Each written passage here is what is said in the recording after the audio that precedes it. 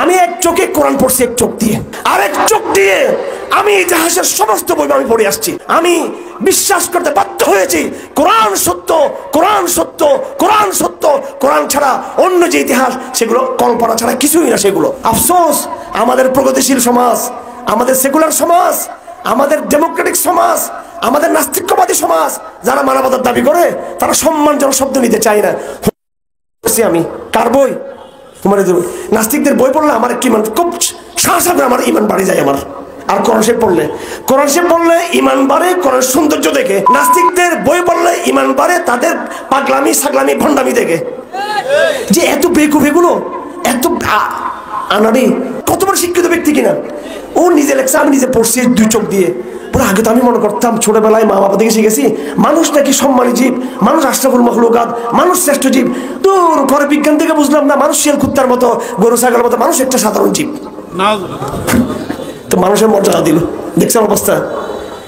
আফসোস, আফসোসের বিষয়। আমি একটা কথা আমাদের আধুনিক ভাইয়া যারা এখানে আছেন ওনাদের উদ্দেশ্যে বলতে চাই।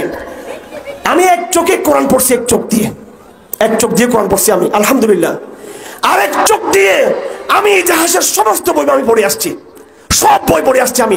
মানব জাতির 7, 8, 10 হাজার 12 হাজার বছরের পুরো ইতিহাস আমি পড়ে আসছি। আমি গর্ব করে বলতেছি না, এর পড়া কোনো একটা বড়, এটা অহংকারের বিষয় নেই, এটা আমি পড়ে আসছি। সেটা কি বলবেন কার সামনে? এখানে কি পড়ানো হচ্ছে ঢাকা বিশ্ববিদ্যালয়ে, রাজশাহী বিশ্ববিদ্যালয়ে, চট্টগ্রাম বিশ্ববিদ্যালয়ে কি পড়ানো হচ্ছে? এগুলো সাহিত্য কাদের তৈরি করে? সাহিত্য, এই সাহিত্য বাংলাদেশে তৈরি হয় নাই, এই সাহিত্য ইউরোপে তৈরি হয়েছে। এই সাহিত্য বিদেশিদের আরোপিত কলোনিয়াল সাহিত্য পড়ে নিজেকে আবার গর্ববোধ করেন আমরা এডুকেটেড, আমরা অনেক কিছু বুঝি। নো, আল্লাহর ওয়াস্তে একটু কোরআন শরীফ পড়ে দেখেন, পুরো হিস্টোরিক্যাল রোড সেখানে দেওয়া আছে, পুরো রোড দেওয়া আছে ইতিহাসের। আদম থেকে নূহ থেকে হুদ, সালেহ হয়ে ইব্রাহিম, এরপরে মুসা পর্যন্ত, এরপর ঈসা পর্যন্ত, পুরো এইভাবে এই কি বলে এটাকে প্যাটার্ন করা আছে। কি করা আছে? প্যাটার্ন করা আছে। প্যাটার্ন ফ্রম আদম টু নূহ এক প্যাটার্ন, নূহ থেকে ইব্রাহিম একটা প্যাটার্ন, ইব্রাহিম থেকে মুসা একটা প্যাটার্ন, মুসা থেকে আবার এইভাবে ঈসা একটা প্যাটার্ন। কেউ ইতিহাসের এমন প্যাটার্ন দেখাতে পারবে না, কেউ দেখাতে পারবে না, কেউ দেখাতে পারবে না। আমার আলহামদুলিল্লাহ এবার কারাগারে নাদিম আমার এখানে আছে, ও নিশ্চয়ই আছে, আরো অনেক ভাইরা কারাগারে গিয়েছেন যারা আমার সাথে ছিলেন। এক সময় কোরআন পড়তাম, আরেকটা সময় ইতিহাসের বই পড়তাম।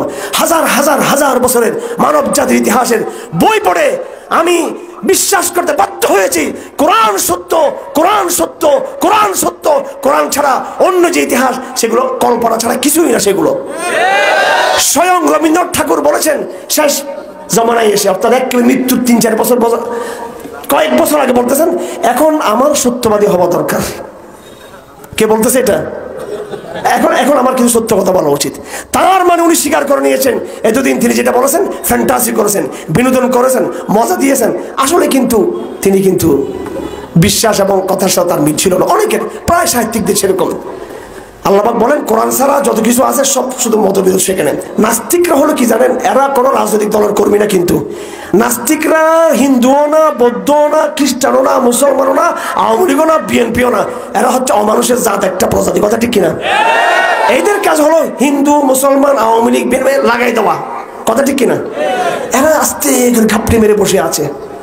সুন্দর আমাদের শিক্ষা কমিটি যেটা আছে, আস্তে আস্তে পুরো দেশ দুনিয়া অবরোধ, হরতাল, ইলেকশন এগুলো নিয়ে ব্যস্ত সবাই। কথা ঠিক কিনা?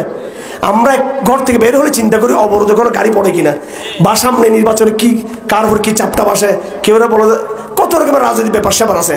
কিন্তু নাস্তিকরা কিন্তু বসে নাই, ঠান্ডা মাথায় শিক্ষা কারিকুলাম যেটা সরকারি একটা সিস্টেম, এটা হতে পারে, সেটা আমরাও চাই ভালো শিক্ষা কারিকুলাম, কিন্তু ফাঁকে ফাঁকে ফাঁকে ফাঁকে আল্লাহর সাথে বিয়াদবি ঢুকিয়ে দিয়েছে। কথা ঠিক কিনা? এটা কারা করছে? কারা?